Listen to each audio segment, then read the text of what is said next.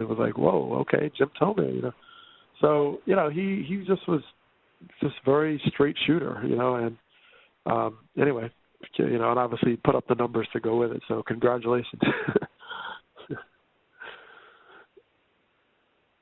All right, so we're actually we've been at this for about an hour, and typically we like to kind of sign off after that. Plus, to be respectful of your time, you're a busy guy, you're in broadcasting. I personally want to thank you for joining the show and actually promoting the cause that I obviously jumped on the bandwagon last year, thanks to Mr. Gladstone, but you've been at it a lot longer than I have. At this point, I always pass it off to Mr. Gladstone and let him close it out, and he always has some great words to say about our guests, and he's a lot more eloquent than I am, which is why he's a writer and I'm a reader. Sounds good, guys. Sounds good. Say something nice about him now? I think I did that at the outset. No, I'm just going to say this about Mr. Glanville. When I met my future bride, I had a long discussion with her about friendship versus acquaintances. And I have a lot more acquaintances because I consider friends to be a very, very special grouping.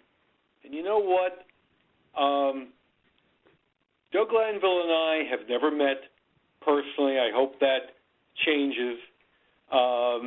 But we've had lots of email communications, just like Mark Weiss and I have never met face-to-face.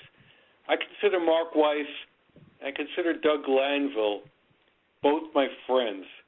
And to DG, I want you to know from the bottom of my heart, I can't tell you how grateful we are to have you at the forefront of this cause, helping us.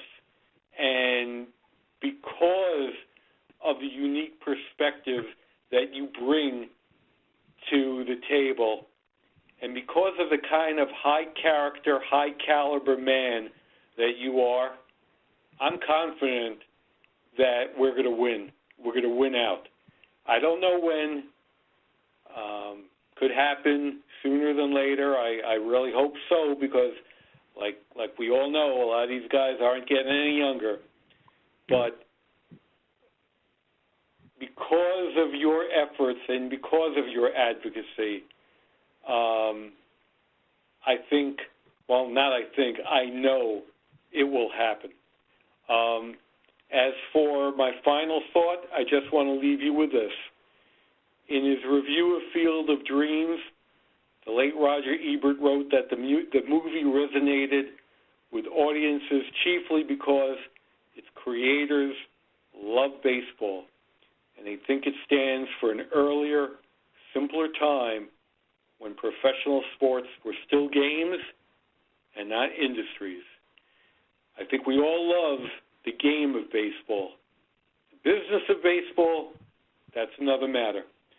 So, ladies and gentlemen, on behalf of Mark Weiss, behalf of Eric Stober, and most importantly, on behalf of our real special guest, Doug Glanville, thank you very much for tuning in. We'll be back next week. Good night, everyone. Good night, everyone.